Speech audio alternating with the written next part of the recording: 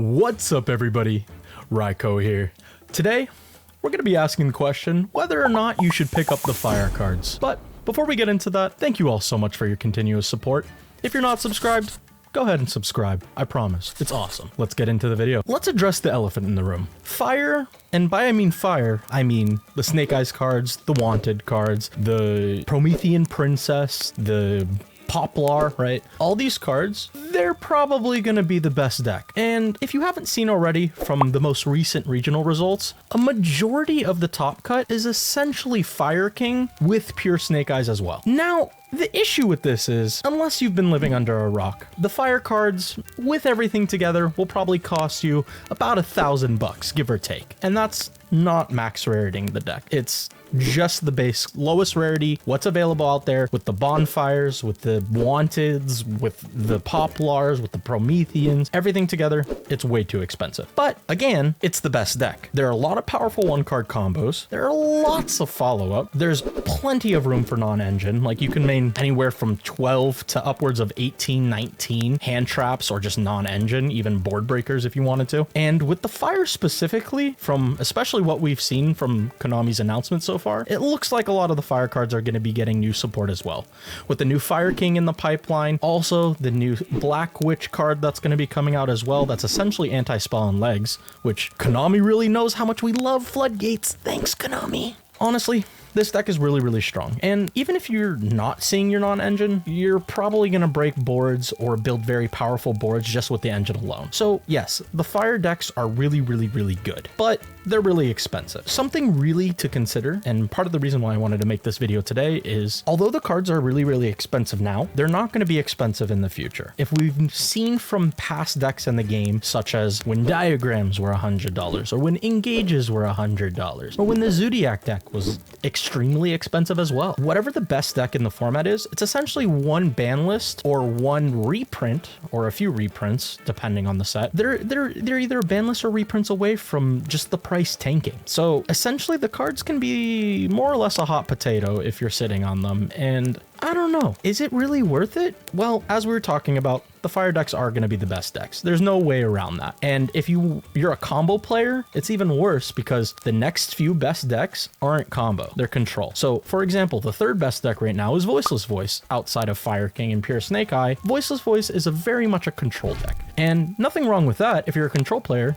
great. If you're a combo player, it's not going to be your kind of play style. And at the end of the day, Voiceless Voice is still pretty expensive. It's not $1,000 like the fire deck, but it's still pretty up there, anywhere from $400 to $500 to build a complete Voiceless deck.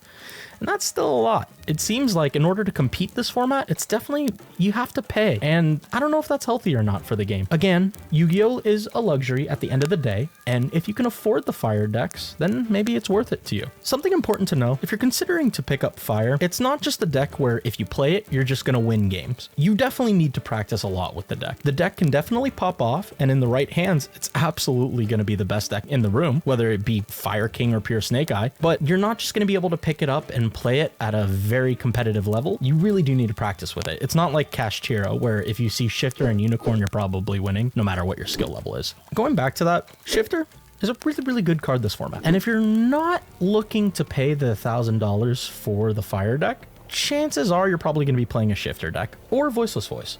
And some of these Shifter decks include Pearly. Yes, I would consider that a Shifter deck because it's side Shifter or main Shifter, and it's just fine. There's Kashtira. Kashtira is incredibly powerful, and in simplified game states, especially if you see Shifter, that deck is very difficult to beat. And then there's the dreaded Flunderees.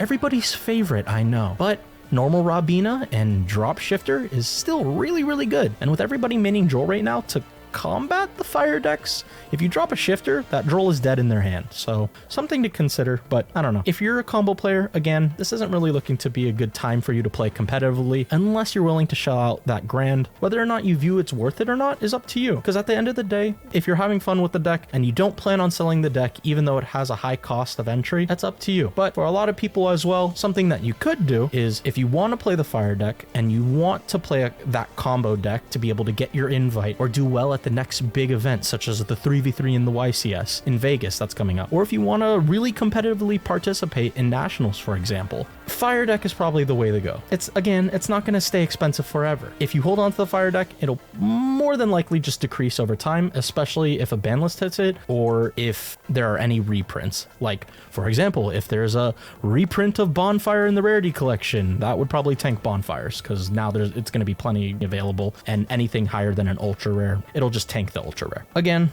I'm not a financial advisor. I can't tell you what you should or shouldn't do, but at the end of the day, use your common sense. If you really, really, really love combo and you don't mind spending the grand, or at least putting that grand on hold so you can use it for a big event and then sell it later on, fire's the way to go. And it will be the best. And if you get good with the deck, you will be taking a lot of wins. But if you're not really willing to spend that much, play these other decks. Play Kashtira, play Voiceless. And even then, if it's too expensive for you, play Floowandereeze. Floowandereeze is a great deck still. Yeah, it bricks from time to time. Yeah, people joke on it and meme on it. Yeah, the words, I can English. People meme on it all the time, but it's still kind of scary. If your opponent normals Robina and Chain Shifter, that's pretty frightening. But all in all, there's a give and a take, you know? This is a game where people don't want to believe it's pay to win, but in formats like this, it's kind of hard to argue that. But again, you still have to have a lot of practice with the deck. All in all, fire decks, they're not going to be expensive forever. So if you just want to pick up the deck for fun, wait. Okay, just wait. But if you're looking to pick it up for competitive play, you kind of have to bite the bullet there. But at least you can sell it after your event or sell it whenever you're done using it. If you're picking it up for the long term, again, just wait. If you're looking for fun with the deck, just wait.